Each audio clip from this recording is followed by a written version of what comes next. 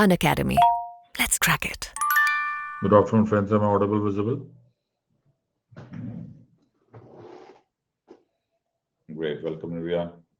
Good afternoon. So this is a session. It's a small session for the foundation strategy for UPSC Polity. For those of you who are attending probably for the first time, just give me one moment. I'll just upload the PDF.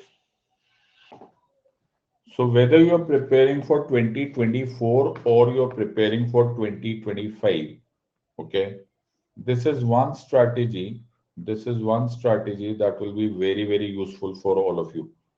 So मैं तुम सब लोगों के लिए ये एक strategy तुम्हारे सामने शेयर करना चाहता हूँ.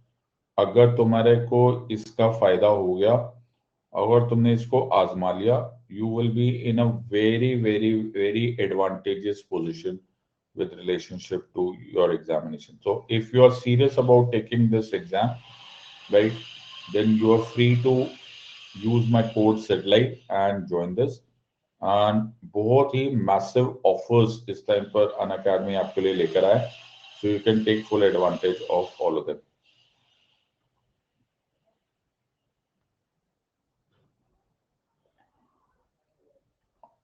सो as you all know, special class है तो मैं आपको पहले समझा देता हूँ कि देयर आर 2025 से related many courses have been launched, right. Please use the code SIDLIVE, SIDLIVE use करो and you can join this. Also Lakshya batch, which is IAS 2025 को target करते हुए, this is another course which is Hindi based, so you can actually join this course, right? So all of these courses are available. Please be a part of it and you will be in a good position. So the first step in this strategy video, the first step, देखो please understand, exam का UPSC की journey, UPSC now please understand. So मुझे थोड़ा सा time दे देना, मैं थोड़ी देर के लिए चार्ट बंद कर रहा हूँ. I'm just trying to explain it, ताकि चार्ट इसलिए बंद कर रहा हूं ताकि जिसको सीरियसली पढ़ना है वो पढ़ लेगा, जिसको सीरियसली समझना है वो समझ जाएगा, और जिसको टाइम पास करना है वो तो as it is time pass ही करेगा. ओके, उसको तो जो मर्जी सामने बैठ जाए, ओके, वो समझेंगे नहीं, राइट. सो मैं उम्मीद कर रहा हूँ कि जो यहाँ पर बैठे हुए स्टूडेंट्स है, they are serious students. So what is a serious student? Serious student is somebody जो सीखता है from things जो आज से पहले टॉपर्स ने या जो लोग ने इस एग्जाम को क्रैक किया उसको यूटिलाइज किया है. मैं उसका एक समरी तुम्हें दे रहा हूँ. यूपीएससी सिविल सर्विसेज की एग्जामिनेशन का जो भी तरीका है ना बेटा, वो रिलेटिवली स्लो है. ये बात बहुत जरूरी है, तुमको ये बात समझना पड़ेगा. तुम्हें ऐसा लगेगा कि यार सर, कुछ लोग ऐसे क्वेश्चन पूछ लेते हैं कि सर हम 3 महीने में पास हो जाएंगे, हम 6 महीने में पास हो जाएंगे, हम 9 महीने में पास हो जाएंगे, हम 10 महीने में पास हो जाएंगे. It's not about that. ये इट्स नॉट अबाउट कितने महीने में पास हो जाएंगे, but first learn the process of this.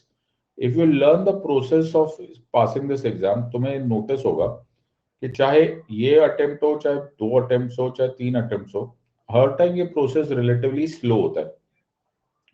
इसीलिए you have to have a very wide view. देखो, समझने की कोशिश करो. मैं तुमको ये बात तो 5 मिनट में पढ़ा सकता हूं कि एक प्रेसिडेंट होते हैं, एक प्राइम मिनिस्टर होते हैं, एक पार्लियामेंट होता है, एक स्टेट गवर्नमेंट होती है, ओके.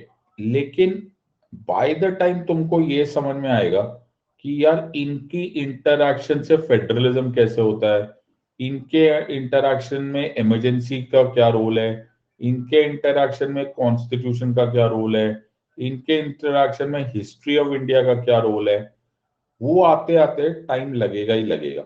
इट इज इम्पॉसिबल कि आपको पहले झटके में ये बात समझ में आने लग जाए. अब 2 टाइप के कैटेगरी के स्टूडेंट्स होते हैं, प्रैक्टिकली ब्रॉडली 2 कैटेगरी के स्टूडेंट्स होते हैं. एक होते हैं जो नादान परिंदे होते हैं, जिनको सच मायने में यूपीएससी एग्जाम में का आइडिया ही नहीं होता कि वो है क्या. दे ट्राई टू मेमोराइज, वो मटेरियल इकट्ठा करते रहते हैं, पीडीएफ. उनको सोचते हैं कि हम ना जमा कर लेंगे और हम इस एग्जाम को पास कर जाएंगे. दे आर इन अ हरी, लेकिन वो पक्का फेल होने वाले, right. That's the fact of the matter. वो पक्का, बिकॉज उनको यूपीएससी एग्जाम की ये आइडिया नहीं है कि वो एक्चुअली तुमसे वाइड व्यू चेक कर रहे. Are you really understanding it? अब ये बड़ा क्लीशे सा वर्ड हो गया, बिकॉज बहुत सारे एजुकेटर्स ने क्या किया है, खासकर ऑन यूट्यूब बहुत सारे एजुकेटर्स जो मोटिवेशनल टॉकर्स के फॉर्म में पहुंच गए, उन्होंने यूपीएससी के एस्पिरेंट्स के जीवन हमेशा के लिए बर्बाद कर दिया। ओके, उन्होंने इसको एक मोटिवेशनल ड्रामा के फॉर्म में कन्वर्ट कर दिया, which it is not. It is a very serious exam. लेकिन बहुत सारे लोगों ने इसको धमाकेदार एंट्री के वीडियोस बना डाले, बहुत सारे लोगों ने इसको सिर्फ एक मोटिवेशनल वीडियो बना दिया, बड़ा बड़े बातें, बेकार के गप्पे मार मार के वो लोग पॉपुलर तो हो गए, लेकिन उन्होंने बहुत सारे स्टूडेंट्स की जिंदगी हमेशा के लिए बर्बाद कर दी। तो देर आर मेनी स्टूडेंट्स जो सिर्फ एग्जाम में जा रहे, ओके, और वो इन वीडियोस को देख देख के एक्साइटेड हो जाते हैं, उनको डोपामिन राइज हो जाता है और फिर वो फेल हो जाते हैं, बिकॉज उनको ऐसा लगता है कि यार मजा तो आ नहीं रहा, ये मजे की एग्जाम ही नहीं, it is a very serious exam, you understand. लेकिन बहुतों ने इसको एक ड्रामा बना डाल दी। ओके, सो दैट सिचुएशन से तुम्हें निकलना पड़ेगा as soon as possible. You have to be very very serious on this part. So you have to have a larger picture. इसे नॉर्मल इंग्लिश में बोला जाता है, you cannot lose the forest for the trees. मैंने क्या बोला? You cannot lose the forest for the trees. तुमको मैं समझा पा रहा हूं, इसमें कोई डाउट नहीं कि मैं तुम्हें आज दिल्ली के बारे में बता रहा हूं। तो आज तुमने एक न्यूज़पेपर में पढ़ा कि दिल्ली में चीफ मिनिस्टर और एलजी के बीच में डिस्प्यूट हुआ। आई am just giving an example. लेकिन तुम इस बात को, सिर्फ इस बात को अगर रटोगे तो तुम इस बात को भूल जाओगे कि एक्चुअली ये एक बहुत बड़े इशू का मुद्दा है, और वो मुद्दा इज फेडरलिज्म। सबको समझ में आ रहा है ये? सुनो। सो अब तुम्हें उस फैक्ट को उसके साथ कैसे कनेक्ट करना है is the name of the game. मैं समझा पा रहा हूं या नहीं समझा पा रहा हूं? तो तुम्हें ये बात पता चली कि यार अभी अभी आर्टिकल 370 के ऊपर इशू हुआ है। हाँ सर, तो अगर तुम आर्टिकल 370 से रिलेटेड सुप्रीम कोर्ट की जजमेंट पढ़ रहे होंगे तो तुमको मोर ऑफन देन नॉट बार बार ये वर्ड दिखाई दे रहा होगा कि सर ये फेडरलिज्म का इशू है, ये फेडरलिज्म का इशू है, स्टेट कैसे बना सकते हैं, यूनियन टेरिटरी कैसे बन सकता है, एटसेट्रा एटसेट्रा। सो तुम रटने की कोशिश कर रहे हो फेडरलिज्म। ओके, और फेडरलिज्म रटने का एकमात्र तरीका क्या करो सर? हम ना पीडीएफ इकट्ठा कर रहे हैं, हमारे पास 40 किलो पीडीएफ हो गया, फिर हम ये बुक भी ले लेते हैं, फिर ये नोट्स भी ले लेते हैं, फिर फोटोकॉपी के भी नोट्स कर लेते हैं, फिर हम लोग यहाँ से कॉपी, वहां से कॉपी, यहाँ से कॉपी, वहां से कॉपी। ये है ही नहीं मेरे बच्चे। मेरे स्टूडेंट्स को पूछो जो मेरे साथ टीम सेट लाइव में यानी कि पॉलिटी पढ़ते हैं, मेरे स्टूडेंट्स, इसको मैं एक वर्ड बोलूंगा वो दूसरी लाइन अपने आप कनेक्ट कर लेंगे। ओके, वो तीसरी लाइन अपने आप कनेक्ट कर लेंगे। वो कनेक्शन हो गया, वो एक कॉबवेब हो गया। वो इसीलिए हो गया क्योंकि फैक्ट्स के साथ साथ कॉन्सेप्ट समझना बड़ा जरूरी है। ये बोलना बड़ा आसान होता है बेटा, मैंने अपने क्लासेस में ये करवा के दिखाया। ये इतनी क्लीशे स्टेटमेंट है, इतना ऑफन यूज एडवर्टाइजमेंट है कि जो फैक्ट्स के साथ कॉन्सेप्ट समझ लो कि लोगों को पता ही नहीं होता। जिनको नहीं भी आता ना वो भी ये टाइम पास करते रहते हैं। कॉन्सेप्ट कैसे समझा जाता है उसको आजमाने के लिए मैं आप सबका स्वागत करता हूं। कभी हमारी पॉलिटी क्लासेस में आइए, आपको मैं ये बात बता के बताऊंगा कि ये ऐसे होता कैसे।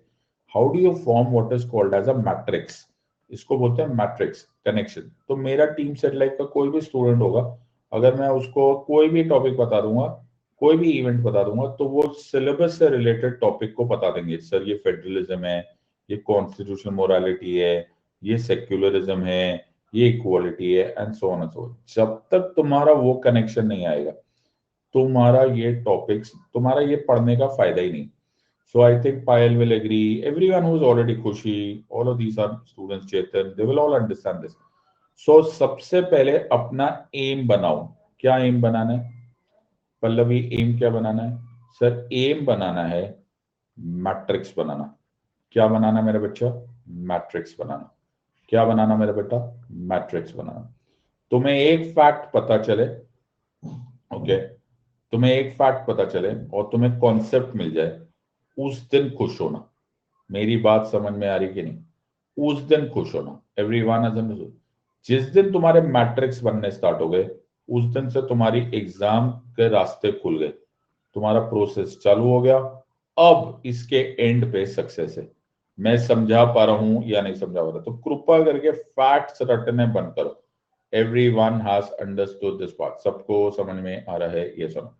So जब तक तुम अपना एम ठीक नहीं करोगे, तो अगर मैं तुम सबसे ये बात पूछूं कि तुम्हारा एम क्या है, तो 99.9% ये बाय द वे हमारी एक अनाउंसमेंट है, ओके.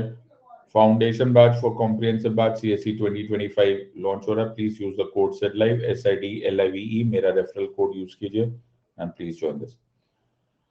सो मैं आज तुम सब लोगों से एक क्वेश्चन पूछता हूं, और तुम्हारा क्वेश्चन ये कि तुम्हारा एम क्या है अनअकैडमी ज्वाइन करने का. तुम्हारा एम क्या है यूपीएससी की जर्नी में आने का, तुम्हारा एम क्या है.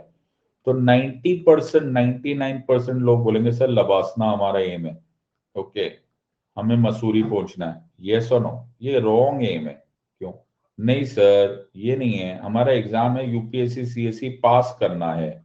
नहीं है बेटा, ये भी नहीं है. क्या बात कर रहे हो सर, यूपीएससी सीएससी पास करना हमारा एम नहीं है ना मेरा बच्चा. प्रोसेस ठीक से करना हमारा एम है. Learn the process. Are you understanding this part? तुम्हारा मैट्रिक्स बनना चाहिए, तुम्हारे कॉन्सेप्ट्स क्लियर हो जाने चाहिए, तब तुम ऑटोमेटिकली पास हो जाओगे ये एग्जाम और ऑटोमेटिकली पहुंच जाओगे लबसना. इसको बोलते हैं रिवर्स इंजीनियरिंग सक्सेस मेथड. क्या बोलते हैं इसको? इसको बोलते हैं reverse engineering of success method. सबको समझ में आ रहा है ये सुनो. तुम उल्टा जाओ, लबासना पहुंचने के एम के बजाय प्रोसेस लर्न करना स्टार्ट करो. अगर तुम्हारा प्रोसेस ठीक होगा तुम ऑटोमेटिकली जीत जाओगे. Everyone has understood this part. So उल्टा जाओ, और उल्टा जाने के लिए तुम्हें दूसरा कदम लेना पड़ेगा. बात समझ में आ रही है ये सुनो. सो उल्टा जाने के लिए तुमको दूसरा कदम लेना पड़ेगा. यहां तक सबको क्लियर है? Give me a thumbs up. Everyone is clear? Okay. तो तुम्हारा एम होना चाहिए प्रोसेस ठीक रखना, मैट्रिक्स बनाना. Everyone is understood? सो आज के बाद अपने ऊपर स्ट्रेस लेना बंद कर दो. धोनी साहब को पूछा गया था आपने 2011 वर्ल्ड कप कैसे जीता? बोला मैंने वर्ल्ड कप जीता ही नहीं. बोला कैसी बातें कर रहे हो, आपने वर्ल्ड कप जीता? बोला ना ना, मैं तो वर्ल्ड कप जीता ही नहीं. ओके, मैंने तो वर्ल्ड कप जीता ही नहीं. मैंने तो मैच जीता, मैच भी नहीं जीता. मैंने तो वो इनिंग्स जीती, इनिंग्स भी नहीं जीती. मैंने तो वो ओवर जीता, ओवर भी नहीं जीता. मैंने तो अगली बॉल ठीक से खेली. बात समझ, प्ले द बॉल वेल. तुम बॉलिंग ठीक से, हर बॉल को ठीक से खेलोगे तुम्हारा ओवर सक्सेसफुल हो जाएगा. हर ओवर ठीक से खेलोगे इनिंग सक्सेसफुल हो जाएगी, मैच सक्सेसफुल हो जाएगा. एक मैच के बाद एक मैच के बाद ये होगा. सचिन तेंदुलकर साहब से पूछा गया था आपने इतने 100 कैसे बोला? बोले I just played the next ball well. कितनी बड़ी बात है. तो इससे क्या हो जाता है मेरा बेटा, तुम्हारे दिमाग से ना स्ट्रेस हट जाता है. तुम्हें ये बड़ा सा माउंटेन दिखना बंद हो जाता है कि मैंने तो वर्ल्ड कप जीतना है, मैंने तो वॉर जीतना है, मैंने तो यूपीएससी क्रैक करना है. ये सब टाइम पास हो जाता है, ये स्ट्रेस हट जाता है. क्योंकि तुमने उसको और छोटे पार्ट में तोड़ दिया. ना यार ये तो मैच है, ना यार ये तो इनिंग है, ना यार ये तो ओवर है, ना यार ये तो बॉल है. वैसे तुमको सिर्फ ये देखना कि जो मैं नेक्स्ट टॉपिक पढ़ा, आज मैंने न्यूज़पेपर में एक टॉपिक पढ़ा, उस टॉपिक का मैंने सिर्फ कॉन्सेप्ट करना है. आज मैंने इतना ही काम करना है. आई यू अंडरस्टैंडिंग? इसको अपना टारगेट बनाओ, ये अपने आप सॉर्ट आउट हो जाएगा. ये इतना बड़ा बड़ा हलवा देखने की जरूरत नहीं पड़ेगी. Everyone has understood this part. So करना क्या होता है सर? नैरो डाउन करना होता है. ये हमारा सेकेंड अटेम्प्ट है. मैंने क्या बोला? नैरो डाउन करो. मेरी बात समझ में आए? तो पूरा यूनिवर्स ठीक करने की कोशिश मत करो. ओके, ये यूनिवर्स बहुत बड़ी चीज हो जाती है. Everyone just look at the next ball. मेरा नेक्स्ट बेस्ट स्टेप करना है. एवरीवन नेक्स्ट बेस्ट स्टेप करना है. अपना सारा ध्यान इसी बात पे लगाओ कि मैंने एक टॉपिक देखना है, उसी टॉपिक को मैंने सारे कॉन्सेप्ट बिल्ड करना है. Everyone has understood? Let me explain this to you. So मेरे पास एक क्वेश्चन आया सर, मेरे को मुद्दा आया. I am just having fun. तो मेरे को एक दिन ऐसा मुद्दा आया, मुझे लगा कि कहीं पर सुनाई मेरे को ये दिया कि सेंट्रल गवर्नमेंट ने स्टेट गवर्नमेंट को बोला है कि हमारी बात मान जाओ, वरना हम तुम पर आर्टिकल 356 का प्रेसिडेंट्स रूल लगा देंगे। मैंने न्यूज़पेपर के किसी कोने में ये खबर देख ली, चलो जी मुबारक हो। फिर अब जिसने देख ली वो सिर्फ इतना ही देखकर छोड़ देगा, मैं यहाँ पर बैठकर इस पर क्वेश्चंस बनाना स्टार्ट करूंगा।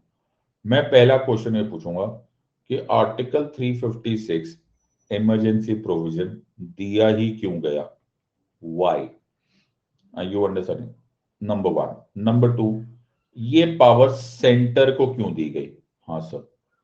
इसको प्रेसिडेंट रूल क्यों बोला जाता है, इसको प्राइम मिनिस्टर्स रूल क्यों नहीं बोलते? सर कैसी बातें कर रहे हो। सेंटर को इसलिए दिया गया यानी कि यूनिटरी पावर्स को ज्यादा पावर दी गई, यूनियन को ज्यादा पावर्स दिया गया।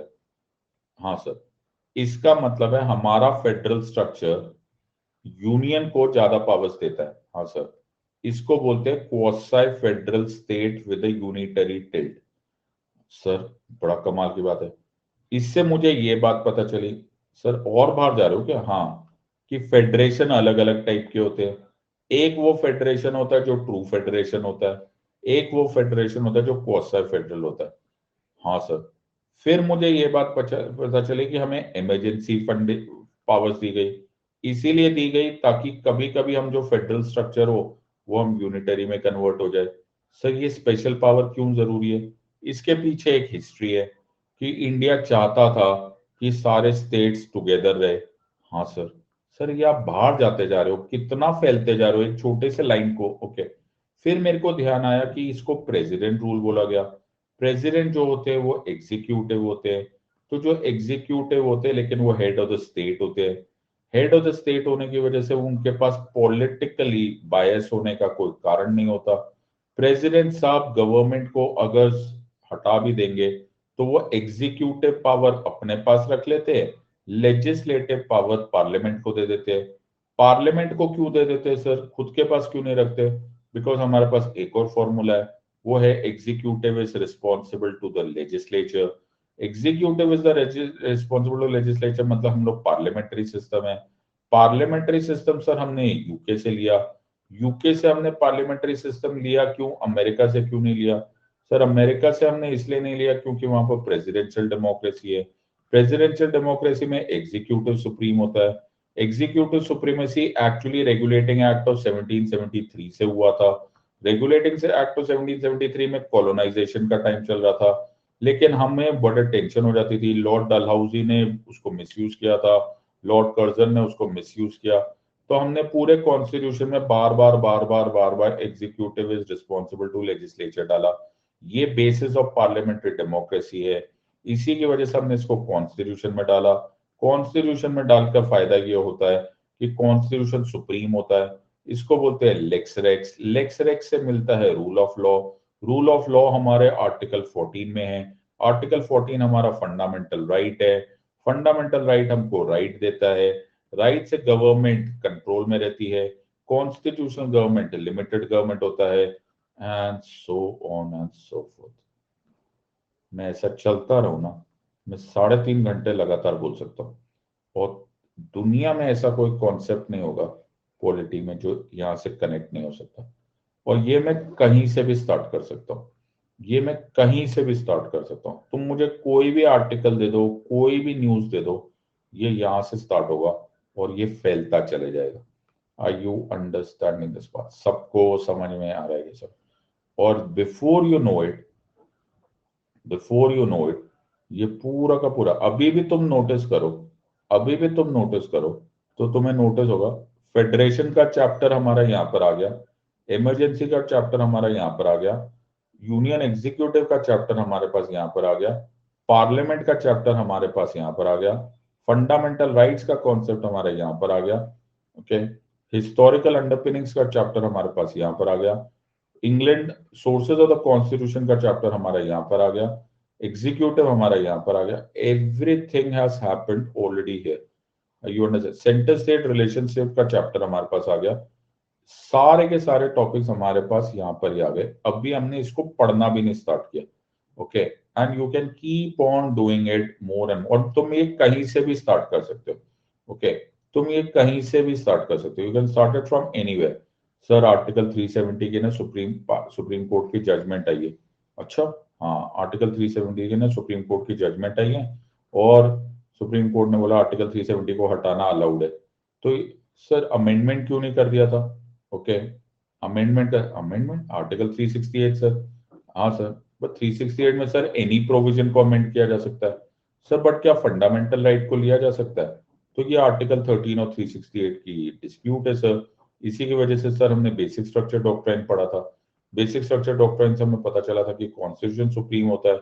फिर हमने देखा था कि ये जुडिशियल इनोवेशन होता है। जुडिशियल इनोवेशन होता है माने कि जुडिशरी की ड्यूटी होती है। इसको सर जुडिशियल रिव्यू बोलते हैं। जुडिशरी स्ट्रांग होता है सर। तो कहीं ये जुडिशियल ओवररीच तो नहीं है sir? There is a concept of separation of power sir. There is a separation between executive, legislative and judiciary. और सर 370 में आपने कश्मीर के साथ ये किया है। तो कश्मीर का ये इशू तो सर सेंटर स्टेट रिलेशनशिप का कॉन्सेप्ट है। सर आर्टिकल 3 में क्या हम लोग यूनियन टेरिटरी ऐसे बना सकते हैं? क्या हमारे पास यूनिटरी टिल्ट है? क्या हमारी फेडरेशन ट्रू फेडरेशन है सर? इसको समझो, and so on and so forth. You can keep on going from one part to another. सबको समझ, ये पूरा का पूरा इंटरकनेक्टेड सब्जेक्ट है। सो तुम्हें दोनों ही बातें आनी चाहिए, एवरीवन हैज अंडरस्टूड, और ऐसा पढ़ने और पढ़ाने वाला होना चाहिए। ओके, तुम खुद ना भी कर पाओ तो तुम्हें एक नैरो डाउन विजन भी होना चाहिए और तुम्हारे पास एक वाइड विजन भी होना चाहिए। मैं समझा पा रहा हूं या नहीं समझा पा रहा हूं, तो तुम्हारे पास दोनों होना चाहिए। इसी को प्यार से बोलते हैं मैट्रिक्स।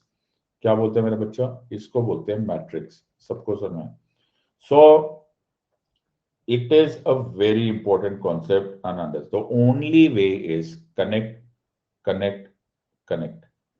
क्या मैंने बोला? कनेक्ट, कनेक्ट, कनेक्ट, कनेक्ट करना। अब वो जैसा एक स्टूडेंट है, बोले सर ये तो फास्ट है सर, स्लो प्लीज। तो नादान बच्चे, मैं तेरे को सब्जेक्ट पढ़ा नहीं रहा हूँ, मैं तेरे को स्ट्रैटेजी बता रहा हूँ। ओके, तेरे को 1.5 साल लग जाएगा तब जाके समझ में आने लग जाएगा ये सब्जेक्ट। ओके, और यही ज्यादातर यूपीएससी एस्पिरेंट्स को लोगों ने जादू की पुड़िया खिला दी। हाँ सर, कि कोई जरूर पीडीएफ है जिसको रट लोगे तो सब कुछ समझ में आ जाएगा। ओके, ऐसे आएगा नहीं तुमको। सो इसी वजह से 90% यूपीएससी एस्पिरेंट सिर्फ फॉर्म भरते, कोचिंग के फीस देते और फेल हो जाते, और फिर घर जाके रोना पीटना करने लग जाता कि एग्जाम बहुत डिफिकल्ट है। एग्जाम डिफिकल्ट इसलिए है क्योंकि तुम्हें पता ही नहीं करना क्या होता है। So the most important step, the most important step, और इसी पर डिटरमाइन करने वाले हैं कि तुम पास होने वाले हो या फेल होने वाले हो। तो the most vital step is कि तुम्हें सिलेबस मालूम होना चाहिए। क्या मालूम होना चाहिए? Your syllabus. ये बात भी हर एक सीरियस टीचर ने बोली है और हर एक टाइम पास टीचर ने इसको सारा का सारा इसका मुद्दा ही खराब कर दिया। अगर आप सिलेबस पढ़ोगे, अगर आप मेरे साथ पढ़ते हो, तो तुम्हें याद होगा मैं इवन ऑप्शनल भी पढ़ा रहा होता तो मैं उसको मैं सिलेबस के साथ मार्क करते हुए पढ़ाता हूँ कि देखो जी हमने ये टॉपिक कर लिया, ये टॉपिक कर लिया, ये टॉपिक कर लिया, यूपीएससी ने इसलिए पूछा है, एक्सेट्रा। इस सिलेबस में बहुत सारे राज छुपे हुए। Gate my point? तो कल भी हम लोगों ने किया था तो तुम्हें याद होगा, मैंने तुम्हें एग्जैक्टली 4 डिबेट से बता दिया था कि वो पीएसआई में पूछ क्या रहे। The point is in syllabus को आपको like the back of the hand मालूम होना चाहिए। द सारे तालों की चाबी, ऑल तालों की चाबी, the keys to all locks is ये नोटिफिकेशन जो यूपीएससी आता है। जो ये नोटिफिकेशन आती है इसको कोई नहीं पढ़ता। इसमें लास्ट में ना ज्यादातर लोग क्या देखते हैं, अरे सर पता हो कितनी वैकेंसी है, हाँ सर बस ये बता दो कितनी वैकेंसी है। ओके, या फिर फॉर्म भरने की पहली दिन कौन सा है, तारीख आखिरी तारीख कौन सी है, एक्सेट्रा एक्सेट्रा। ना मेरा बच्चे, इसमें बहुत ही इंपॉर्टेंट कॉन्सेप्ट है। तो तुम्हें एक एक, अब मैं तो सिर्फ अपना जीएस 2 का बात बता रहा हूँ, तुम्हें ये एक एक वजह मालूम होनी चाहिए कि ये क्यों पूछा जा रहा है, एवोल्यूशन क्यों पूछा जा रहा है, फीचर्स क्यों पूछे जा रहे हैं, अमेंडमेंट्स का क्या रोल है। कि एक एक क्वेश्चन तुमको पूछा जाता है and you will have to understand this part. अब लोग क्या करते हैं, लोग इसको पढ़ते भी ढंग से नहीं। ओके, वो देखो वो बोले से जूम कर दो। ओके, बहुत ही बढ़िया, ये भी मैं ही कर देता हूँ बेटा। हाँ सर,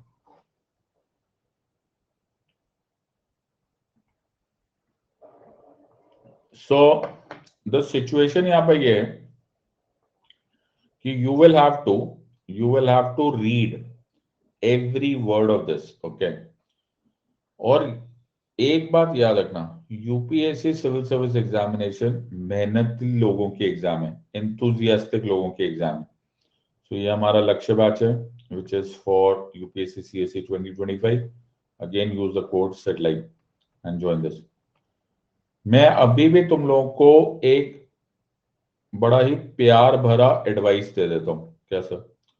अगर इफ तुम में पढ़ने की ऊर्जा नहीं है, एंथुजियाज्म नहीं है, अगर तुम में पढ़ने का एंथुजियाज्म नहीं है, अगर तुम्हारे पढ़ने में एक्टिविटी में एक्टिव रहने की इच्छा नहीं है, क्यूरियोसिटी नहीं है, तुम अपनी लैंग्वेज इंप्रूव नहीं करना चाहते, तुम भाषा पे काम नहीं करना चाहते, तुम राइटिंग स्किल्स नहीं करना चाहते, तुम रोज न्यूज़पेपर नहीं पढ़ना चाहते, तुम्हें इतना ब्रॉडली और इतना ऑन द फेस स्ट्रैटेजी कोई नहीं बताएगा।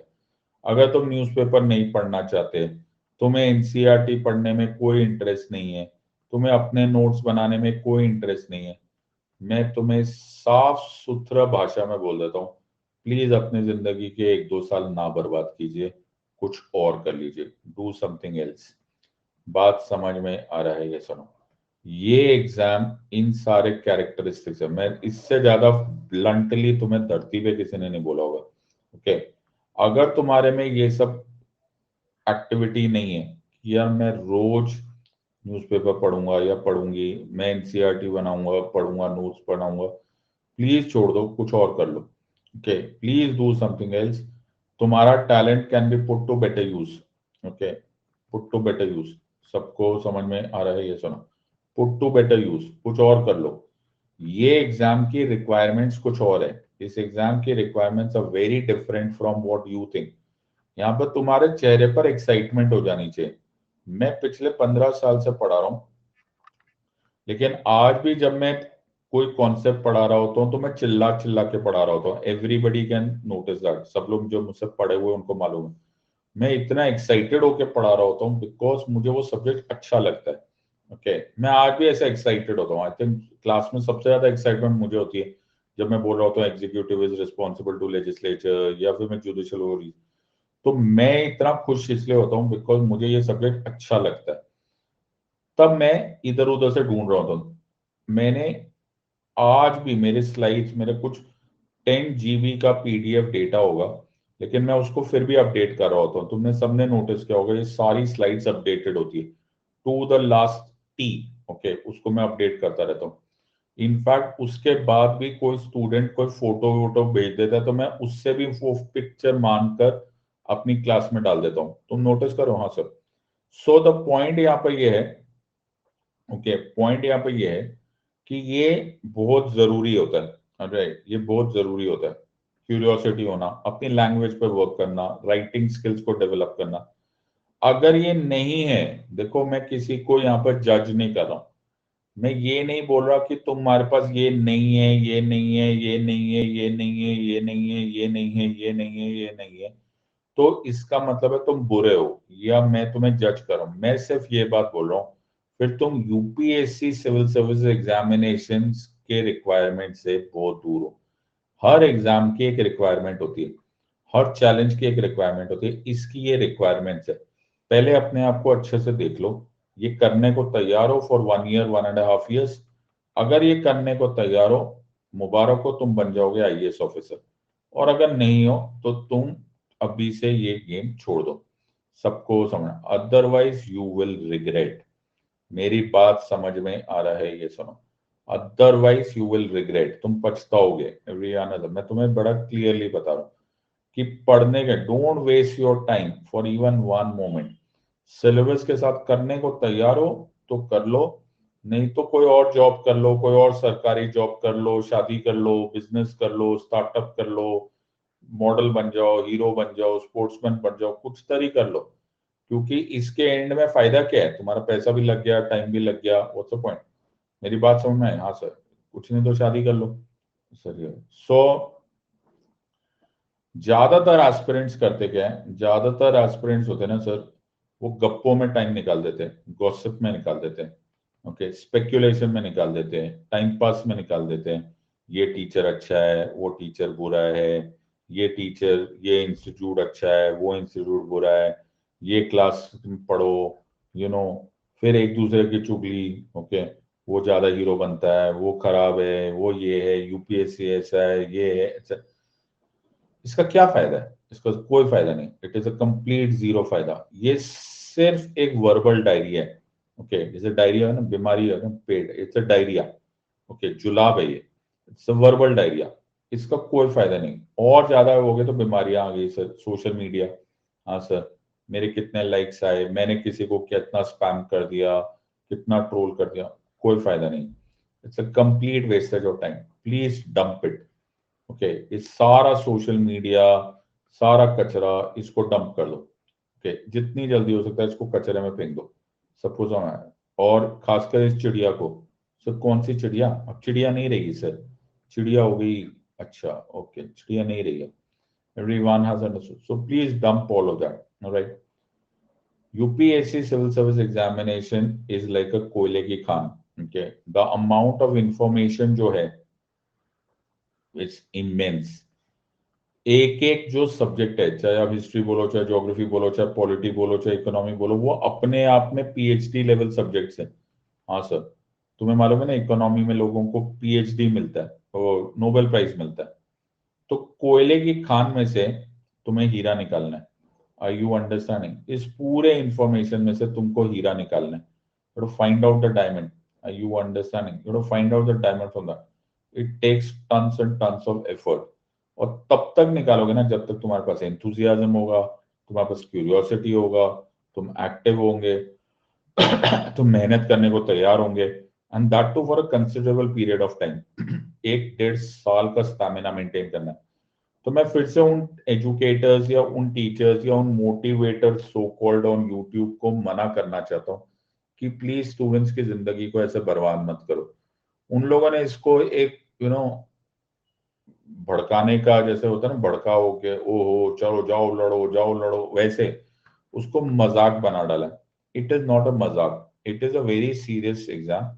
और इस वजह से क्या होता है, तुम ये जो मोटिवेशनल वीडियोस देखते रहते हो, इसकी वजह से तुम्हारा डोपामीन राइज हो जाता है, फील गुड फैक्टर आ जाता है ये। और फिर थोड़ी देर बाद जब तुम किताबों में चले जाते हो, तो तुमको लगता है काय का फील गुड, ये तो बड़ा टफ है। सो तुम कोयले की खान में से जब तुम हीरा ढूंढने जाते हो, तो बेटा उसमें मोटिवेशन नहीं चाहिए होती है, शेयर हार्ड वर्क चाहिए होता है। पसीने से आता है ये। You understand? Its share hard work. मेरी बात समझ में आ रही है कि नहीं? तो कोयले की खान में हीरा मोटिवेशन से नहीं आएगा मेरे बच्चे, शेयर हार्ड वर्क से आएगा। ओके, आंसू निकलने पड़ेंगे। It is blood sweat and tears. ये क्या है? It is blood sweat and tears. It is pure hard work कि आपको ये हीरा मिलेगा। You understanding this part? ये आपको गाने गाने से नहीं बनने वाला, आपको मोटिवेशनल वीडियो से नहीं होने वाला, पोइट्री से नहीं होने वाला, सबको शेरो शायरी से नहीं होने वाला। तो तुम्हें तुम्हें अपने ब्रेन को ट्रेन करना पड़ेगा। ब्रेन ट्रेन कैसे होगा? Your eyes can not see what your brain does not know. क्या मैंने क्या बोला? Your eyes can not see what your brain does not know. Suppose मैं सपोज मैं एक बच्चे के हाथ में, बिल्कुल छोटा सा बच्चा है, कितना छोटा है सर, 3 साल का बच्चा है, इस 3 साल के बच्चे को मैं डायमंड का एक टुकड़ा दे दूं, क्या उस 3 साल के बच्चे को मालूम है कि वो डायमंड 5 करोड़ का डायमंड है? नो, उसको नहीं समझ आएगा। उसको तो ये पत्थर ही लगेगा ना सर। उसने देख भी लिया, उसको दिख भी गया, उसके हाथ में भी है, तो भी your eyes can not see what your brain does not know. तो पहले तुम्हें ब्रेन ट्रेन करना पड़ेगा, तुम्हारे ब्रेन की ट्रेनिंग होनी पड़ेगी। तब तुम्हें पता चलेगा कौन सी पढ़ाई इंफॉर्मेशन काम की है और कौन सी इंफॉर्मेशन काम की नहीं है। मैं समझा पा रहा हूं या नहीं समझा पा रहा हूं? Everyone has understood this part. तो जब तुम ब्रेकिंग न्यूज देते हो, जब तुम ब्रेकिंग न्यूज देखते हो, तो कितनी अलग अलग तरह की खबरें आती हैं। इनमें से कौन सी मेरी काम की है और कौन सी मेरे काम की नहीं है, ये कैसा पता चलेगा बाबू तुमको? Sir, your eyes can not see what your brain does not know. Sir ये आपने जो एब्रीविएशन लिखा है ना सर, इसको डिकोड करने के लिए अभी CIA अपने जासूस भेज रहे। Your eyes can not see what your brain does not know. सबको समझना। सो द पॉइंट यहाँ पर यह है okay, कि आपको ये सब पढ़ना पड़ेगा। तो न्यूज कौन सा काम का है, MCQ कौन सा काम का है, बुक कौन सी काम की है, ये तब पता चलेगा जब आप अपने ब्रेन को ट्रेन करोगे। Only then you will be a winner. बात समझ में आ रहा है? यस और no? So you will have to very gradually look at the notification. You will have to be in the hands of a very easy going educator, जो आपको बहुत प्यार से धीरे धीरे धीरे धीरे धीरे धीरे दोनों चीजें सिखाएगा।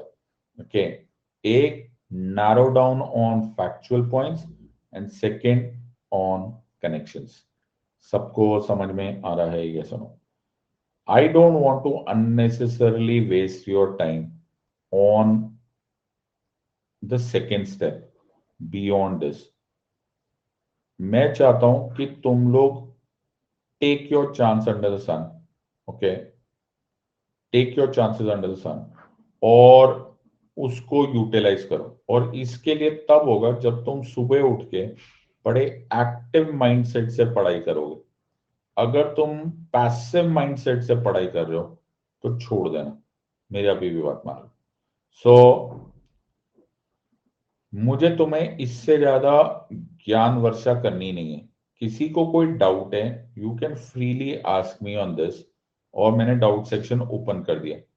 ओके, आप सब लोगों को रिक्वेस्ट ये है कि please take this exam as a war. ये वॉर है। ओके, ये टाइम पास नहीं है। तुम लोग ऑलरेडी ग्रेजुएट्स हो, तुम लोग ऑलरेडी एक लेवल पर आ चुके हो। प्लीज कॉन्सेंट्रेट ऑन, सीधी बात, नो टाइम पास। यस, सो अननेसेसरली टाइम वेस्ट मत करो और पढ़ लो। Unacademy. Let's crack it.